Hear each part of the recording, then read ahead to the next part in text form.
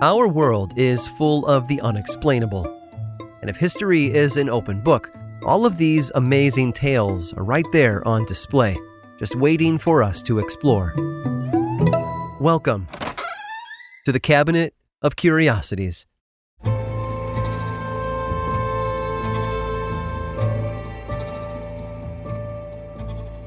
Evolution is nature's way of upgrading biological hardware so animals can continue to thrive in a changing environment. When swallows in Nebraska saw their nests blown off cliff faces during storms, they started building them on highways and bridges instead. Unfortunately, passing cars and trucks would flatten them before the birds had a chance to escape. Nature's answer? Shorter wings. The cliff swallow's wings eventually shrunk by a few millimeters to make its liftoffs faster, allowing it to escape imminent death from oncoming traffic. African elephants have also changed, but not due to cars. Poachers have decimated the elephant populations in some areas in pursuit of their tusks. Those tusks are used by the males to fight off competition when looking for a mate. But because the long-tusked elephants have been hunted to near extinction, short-tusked elephants have prospered. How so? They're passing down their genes to their offspring, many of which will grow up to not have tusks at all. A tuskless elephant used to be an anomaly. Now they make up almost half the elephant population in parts of Africa. Nature took away what made them valuable to poachers, and I think that's pretty darn cool. And then there's the common duck. It flies, it floats, it eats bread in the park. Female ducks have evolved to prevent, let's just say, persistent males from engaging in unwanted mating. But the males have also evolved in unique ways. One particular duck in 18th century France had advanced beyond all others to become a big part of history. And it was all thanks to a man named Jacques de Vaucanson. Vaucanson was one of 10 children born to an impoverished glove maker. He had wanted to become a clockmaker, but chose to pursue a life within the church instead. It was only after an encounter with French surgeon Claude Nicolas Lecat that he rediscovered his love of engineering and mechanics. Lecat taught Vaucanson about anatomy, which gave the aspiring clockmaker ideas about blending the human body with the mechanical. For example, musicians were known to be well-trained experts in the art of playing a particular instrument. But what if someone could play music without ever having touched a violin or a guitar before? In 1737, Vaucanson got to work assembling bladders to act as lungs that would blow air into a flute, while gears and levers would move the player's fingers over the holes, creating the individual tones. It was a modern marvel, but only a precursor to his next subject, the duck. Vaucanson built an apparatus comprised of moving gears that would allow a duck to bend its head down and eat pellets, then digest those pellets into excrement. The duck could also drink water, splash around with its bill, and make a gurgling sound. You're probably wondering why Vaucanson had to get involved when the duck didn't do anything other ducks couldn't already do. And that's because his duck only looked like it was alive. In fact, neither the duck nor the flute player had ever lived before. They were automatons. When it wasn't moving, the flute player looked like a well-crafted marble statue. But as soon as Vaucanson got its gears turning, the statue took on an incredibly lifelike appearance. Rumor had it that in order for its fingers to properly cover the holes, they were covered in human skin. But such claims have never been confirmed to be true. The digesting duck, though, was even more realistic. Vaucanson modeled its movements on those of a real duck and worked tirelessly to make it replicate actions like eating and digesting as accurately as possible. When it ate a pellet, the morsel would travel through the digestive system until it was expelled as feces out the other end, just like a living creature. Vaucanson created a third automaton, dubbed the tambourine player, that was much like the flute player built previously. But the duck seemed to be the real star of the show.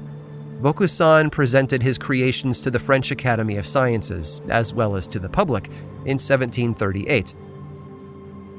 Those who witnessed their movements and heard their music were thrilled by such miraculous feats of mechanical engineering.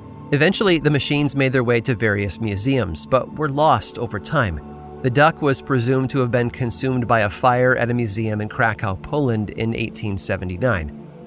However, half a century later, an employee at the Museum of Arts and Crafts in Paris discovered photographs taken sometime during the 1920s or 30s of a mechanical duck sitting on top of a large gear-filled box. Someone had written "Images of Vaucanson duck, received from Dresden" on them, but their origin was unknown. All we have left of the inventor's three creations are a set of questionable photographs, as well as illustrations from the 19th century of the machines assembled all together on stage. One thing is certain, though. Vaucanson may have figured out how to replicate a duck's movement, but he couldn't give it a real digestive system. A magician in 1844 managed to restore the digesting duck to its former glory and discovered that the feces was not comprised of digested pellets after all. It was made of little pieces of bread, dyed green, that were then dropped out of a separate compartment at the rear. Still, despite his inability to create life from mechanical parts, Jacques de Vaucanson had managed to wow the world with the next best thing, proving that he wasn't completely full of it, even if his duck was.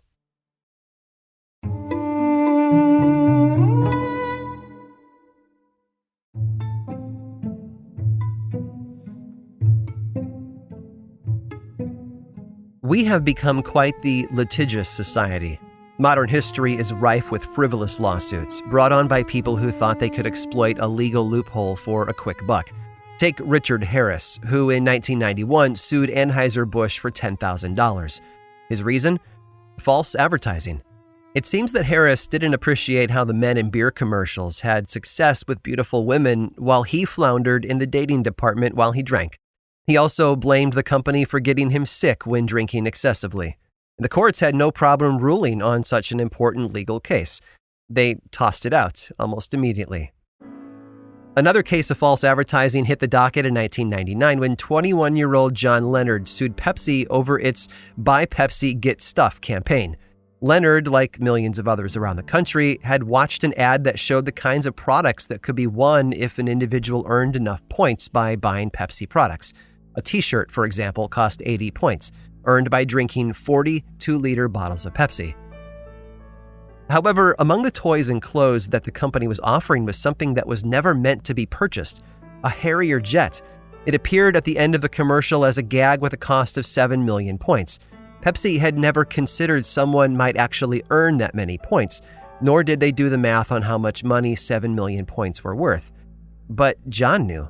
He'd learned that points could be purchased for 10 cents apiece as long as he had at least 15 original points earned through Pepsi Cola.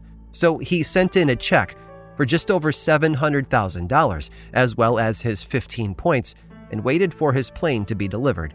But Pepsi refused to pay up. Leonard took them to court, arguing that the company had committed fraud. A New York judge felt differently, stating that no reasonable person could have assumed that such an offer was realistic. The Pentagon also got involved, explaining that their $34 million fighter jet planes could not be sold in flying shape to the public. So John Leonard and his dreams of flying to class were grounded for good. But Gerald Mayo of Pittsburgh, Pennsylvania, didn't have a beef to settle with a big evil company. His complaint veered more into the ethereal territory. He wanted to sue evil itself. In 1971, the 22-year-old Mayo was an inmate at Pennsylvania's Western Penitentiary. But it wasn't his fault, you see. According to the claim he filed with the courts, it was Satan who was responsible for his downfall. He alleged that Satan had caused him misery and placed deliberate obstacles in his path to keep him down. Therefore, it was the devil himself who had, and I quote, deprived him of his constitutional rights. But he didn't just slap a lawsuit on the Prince of Evil. The complaint included both Satan and his minions. The court could have immediately thrown the case out on the basis that you can't sue a spiritual being, but Judge Gerald Weber took the complaint seriously.